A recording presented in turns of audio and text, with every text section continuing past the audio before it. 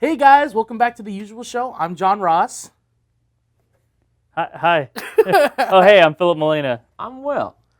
It's kind of just a go thing here, there's no rules. Okay, I'm just going to let everybody here know, no explanations given to me. They're like, sit on this couch, we're going to turn the lights off, tell secrets. Yeah, that's kind of what life's like around here. Life's beautiful, though. How are you as a person? You know what? I'm doing mediocre today. I just was like in a really good mood, and then I was literally walking in the door, and my mom called, and she was like, just so you know, I need your support, and your uncle isn't doing well. Bye.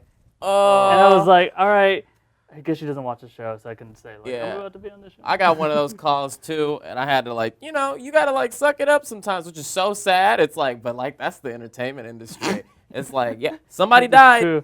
Action. Welcome back to SourceFed. I'm William Haynes. Okay, and try saying it, like, in Spanish when, like, you don't speak it that well. Oh. And so I did try to explain, like, a little bit, like, cameras, lights, camera action. Like, I can't say, like, oh, we're about to roll on SourceFed. Or Yeah. Like, I can't say that to her. She doesn't get it. Yeah. She's like, also, it's not a real job. It's not a real job. She's like really good at that English phrase. My parents have never said that. I feel like well, when I first started doing like SourceFed, they were like, well, you need to also do this and this. But like at the end of the day, my parents are broke. They're like, you got money? Yeah. Did someone give you some money? Did you get to the point where they start being like, look, this person in your family is not doing so great, so if you could just send a little bit their way. No, you haven't them. because Yeah, there's them. oh them. Yeah. This person that's a picture of us, your parents, not doing so. No, I got to send money. I regularly. don't mind it though. I don't mind like helping my parents out because like I came out of one of them.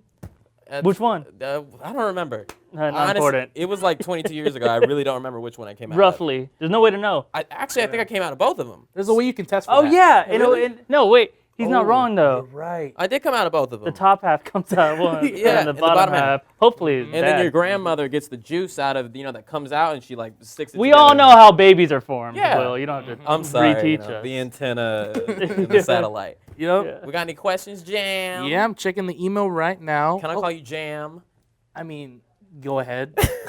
As you guys We all may get have nicknames, noticed, or is that like a Yeah, thing? you're fit. I'm fit? Yeah. First time I've been called that. fit. As you guys may have noticed, Jessica's not here. Hey guys, sorry I'm at the office today. I'm at home in the wilderness. Look at me. I'm in the green. I'm in Seattle. You guys want to meet my dog? Hey Scott, you want to say hello to PeopleBeLike? Subscribe for 4 videos a week. Hey.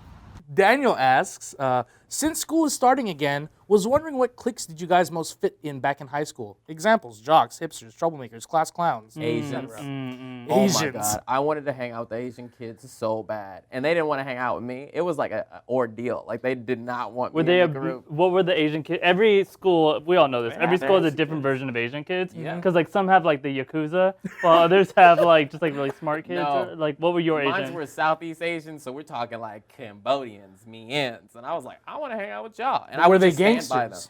No, they weren't that hard. One of them tried to get in a fight with my friend, but they didn't. It was in gym class. It was so stupid. I remember my friend like passed him the ball too hard, and they were both like, "Let's fucking fight!" Oh, like, shit. y'all dumb pieces of shit. But yeah, eventually they let me in, and now I'm friends with a lot of them for life. Yes. So if the moral of the story is somebody doesn't want to hang out with you, just stand by them. Yeah. You could totally hang out with them. That's how I started working here. Yeah. You just start standing by Weak them. security. Pester. That's how that works. That makes me think of your cousin, the one who, when we were filming the Filipino taste test, Oh, yeah. I noticed that like what kids will do is they'll just stand there and listen to the conversation and then just leave whenever they want. Yep. Yeah. Yeah. Whenever they want. Yeah. He's just doing his thing. He's playing freaking. How old is your cousin? He's probably like 13. Oh. And I Yeah. feel like I do that too, but yeah, it's okay when a kid does it. Yeah. He's dropping. Yeah. He's just air. When I was in secondary school, Is that middle school? I don't know. So I had a desire because I moved away and I was in the very ghettoest of the ghetto schools. Yeah. And we moved.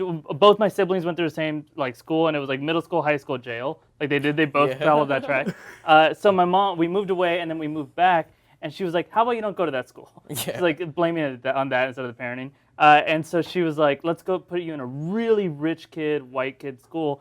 And so it's the only in Miami. It's the only white majority public school. I'm just here from Miami, right? Palmetto? No, Kendall.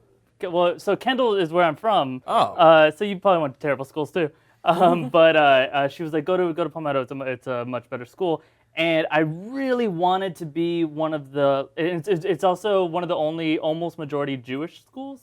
So I really wanted to be like a rich white Jewish kid. In fact, there was a synagogue right off the campus that everyone would like go chill at. So I really wanted that. I wanted a bar mitzvah. I wanted all those things. But right before I started, my brother's like, all right, but you got to still represent us when you go there. So I was like, okay, yes, sir, or whatever. And he made me do, first he was like, all right, so you got to wear a jersey because jerseys show that, you're tough. Yeah. So he took me to Sports Authority and he's like, pick out any jersey you want. And I was like, boom, got it. Bugs Bunny Toon Squad. And so I had that jersey, and he was like, all right, like I'm a trickster. He was like, all right, I'll give you that one because I said any jersey you want. So he let me buy that one, and I wore like a shirt underneath, like all the wrong way to do it. And then he was like, all right, but I got a surprise for you. And he took me to his like special barber friend. Yeah. And immediately shaved my entire head, and then he put slits in my eyebrows. And then he gave me these Fila shorts that said Fila all over the place. Yeah. The Fila was again at the time. That was. And then he sent me off to school that day. And As a different person. Exactly. And I tried to sit with like these like the white rich Jewish kids, and they didn't pay any attention to me. And even later, they were like years later, they were still like, you're not one of us. Yeah. But the really ghetto kids were like, yo, you can sit here. And I was like, perfect. And then this is going to become too long a story, so I won't tell it all. But also, we later found out that they took me to the wrong school, and I was at the high school, and I was supposed to be at like the middle school. Yeah. And so also it explained why everyone was like 8 feet tall to me. Oh my God. Yeah, and I was like really intimidated, but trying to be tough. I like that you mentioned the eyebrow thing because there was this girl that I had like gym class with, and I remember it must have been during winter, so we were just all in the gym. And this girl was like, "Hey, Will, let me cut your hairline." I was like, "Hell yeah, I'll take a free hairline cut." But so she started doing my hairline and then cut 2 slits into my eyebrows, which is like a Eyebrow cool buddies. style. Yeah. But like for me, at like 16, I'm like, I look like a troublemaker. Yeah. I look like one of those hooligans. Yeah. Thank God I have an eyebrow pencil on me. God, perfect. I feel bad because like I put out a backpack on FHP that says drop out, and my mom is a teacher. I'm like, Yeah. I don't want her to know about that. You just reminded me that I did get in with like the Jewish kids for like 6 months, and man, I'm just gonna say her name. That sounds Jewish. Was surprisingly hot, but she was a year younger. She was 10th grade. I was 11th grade. So like I had that going for me. That I was a little bit older than her, so she could at least even be like, well, I think he's like Mexican or Asian or something, but he is older. So she agreed to go on a date with me. And I know it was unlike any date she had gone with anyone else because being, from a different situation, I took her to Taco Bell, I swear to God. Oh, God. And drive through because I wanted us to stay in the car in case we'd kiss or something. So I'm driving through, and I remember I'm like, anything you want, baby. And she's like, okay, whatever, chips, and whatever. So I go to pay, and I hand over my Visa Bucks card, which if you don't remember that, that's something that your parents had to preload money on. Oh, yeah. And so I hand it over to the guy, and he swipes, and I'm like, making like, Mazel Tov jokes, whatever. And she's like, cool, let's go. And the guy leans forward, he's like, your card was declined, like from the window. And I immediately knew that, like, of course my parents didn't put money in my stupid Visa Bucks card.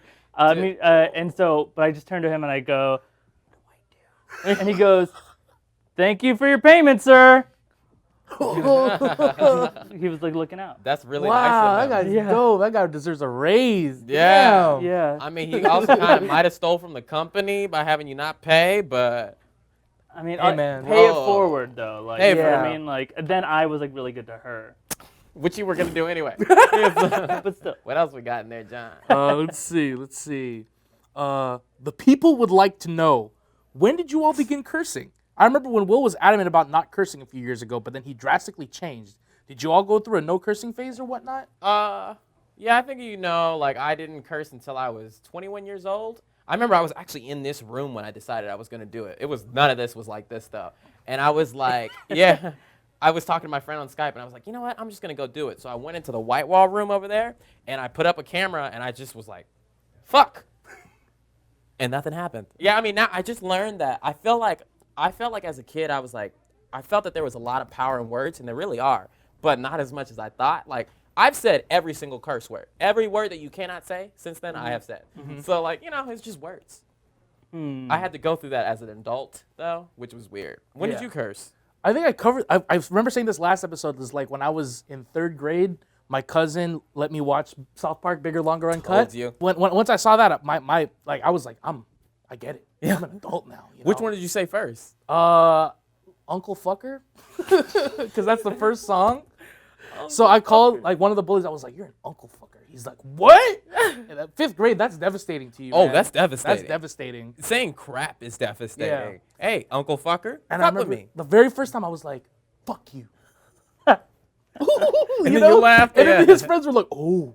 So I was just like, "This is it." Yeah. This is it. I remember I started up in those like kind of like ghetto Hispanic schools, and a lot of people speak Spanish there, but I wasn't being taught Spanish because I was the youngest, and they were like, whatever. You'll get it, yeah. Yeah. Didn't. And so they kind of did, and yeah, I do speak Spanish, but your parents don't go like, all right, son, today we do curse words.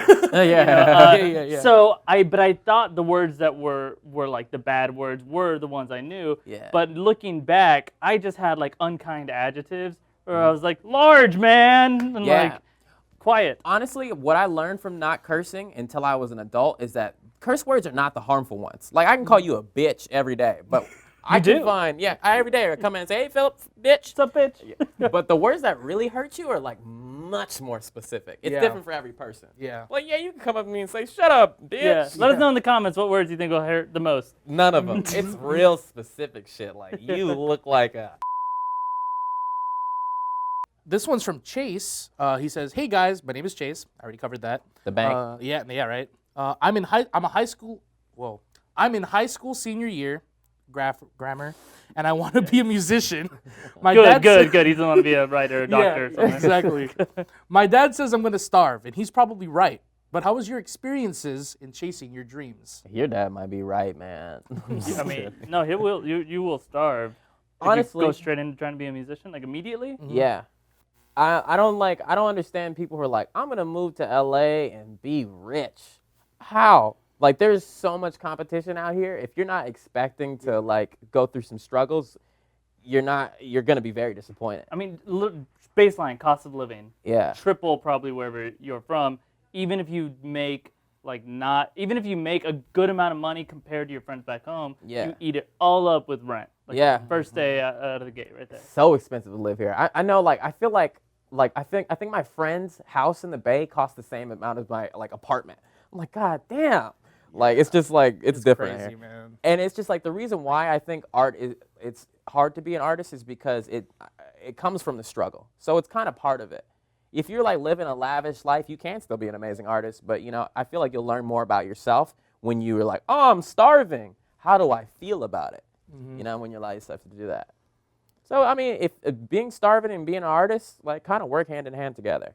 Yeah, though there's a way so. A lot of people glorify that though too, Yeah. where it's like, oh, I struggled so bad, I must be talented, and it's like, not everyone's talented. In fact, most people aren't, right? So something I did, especially when I was trying to take writing more seriously, I got my day jobs and I made sure I could survive and I could provide for myself a decent amount, and then I started to scale it back. When I was like, okay, I'm breaking even at least. Now let me take Fridays off, and my Fridays I'm dedicating to writing. And I fixed computers for a living for almost 2 years. And I tutored and I did like odd jobs, but taking that Friday off was like that first step. And then slowly I started to get opportunities out of it, and then somebody hired me to write, and then that was my first like job. I didn't have to break through by going like, you know what, I don't need a roof, I don't need food. Like, I still chose to take like maybe a year and a half to find a foundation, especially if you move. That's the biggest thing. If you move to a new city, remember your Maslow hierarchy of needs. You first got to take care of the basic things, which are just like your Electricity. yeah, exactly. Like your safety, basically. Yeah. Then your safety, your food, your body health, you know, around there. You can Then start. bitches. Yeah. Where can I find this Bitches is on the hierarchy of needs. You Look should up know all bitches about hierarchy. John, you run you run a production company. Yeah, man. That's hard. Yeah, it was. I was working at Metro PCS, which is like a cell phone source. I was working there for a long time, and then eventually, like, I just it started evening out. I got more jobs for video that paid the exact same I was making in Metro. Then when it exceeded, I quit. So same thing. I just built it up. I made sure that I was still good, and I just tried to get my work and out there as much as possible and meet as many people as much as possible because you know it's really who you know, especially in like art. Definitely, if you're gonna like move. One piece of advice that I've been giving lately that is people are gonna say it's terrible, but I just think it's interesting that like it's very true to me. So whatever, teach their own. You don't have to finish college for any of this kind of work. Oh, this work now. No, yeah, not for this you type like, of stuff. and no one will check your college grades. No. No. Like go to college if you need to learn more, and you're like, I don't get what I'm trying to do. You'll learn some amazing stuff if you want. If you want to be a doctor, get your degree. And get good grades. Go to school. And get good grades, please. Know what you're talking about. But if you're like, I want to be a movie director, you don't got to do it. It's save your money. Yeah, save your money. Yeah, especially filmmaking, honestly. Yeah. Like, don't. This is hard to say because so many of my friends are there, but you don't have to go to film school. You don't really need to. I did learn a lot of things in film school that I didn't start using until like recently in the past year. Like I think it just took a couple years for it to get through my mind, like what it means to do certain things and putting certain types of energy behind things. Yeah. But like, I didn't have to. Yeah, but again, if I didn't go to film school, I wouldn't have met Will. And who knows where I'd be right now? That's beautiful. Remember when we were all there? In film school. At the count of three, we'll all say what film school was. 1, 2, 3. Film school. I know you two know. He didn't say it, so I was like, I'm not saying it I'm either. the one Never that said it. Yeah. Yeah. I don't want to talk shit. It's all right. All right. Full sale, we'll say. Oh yeah, I am with the Sale. Full Sail University. .edu/ PeopleBeLike. So, SourceFed code. Get 10% off on your Yeah, education. film school. Yeah. For-profit college. What else we got in there, Jam? I just wanted to end it with a round of Filipino or Latino. So I'm gonna say I think she's Hispanic or Latino. Ooh. She's wearing a Donald Duck hat, so I don't know how that impacts things. I'm going to say Latina. Latina. Ooh. Yeah. I'm going to 3 say for 3. Latina. All right, that's the first time we've all given the same guess. Yeah. We'll find out. This has been wonderful. I'm glad to have you here, Filup. Oh, that's my nickname now? Yeah. But I'm going to fit. That was fit. No. Yeah. Thank you. No, you're Thank you. Filup. Thanks All for right. coming. And hey, everybody, if you want us to read some of your questions, send it to us at peoplebelikeshow@gmail.com or use the hashtag #TheUsualShow on any social media platform, and we'll put your stuff in. Where can we find you at, Philip? On Twitter, I'm at Fimo. On everything else, I'm at Fimo Knows. And check me out on SourceFed Nerd. I'll probably do that. You've never watched a SourceFed Nerd video. I've never heard of that channel. I'm John Ross. Bye-bye. That's William Haynes. He's going to go to sleep now. Is this the end of every video? Are these options? Yay! I would like something light. Is it papaya is an option? They're all options. You can start going in the blues if you'd like. I feel like this papaya would look great on you, especially here. Oh my god.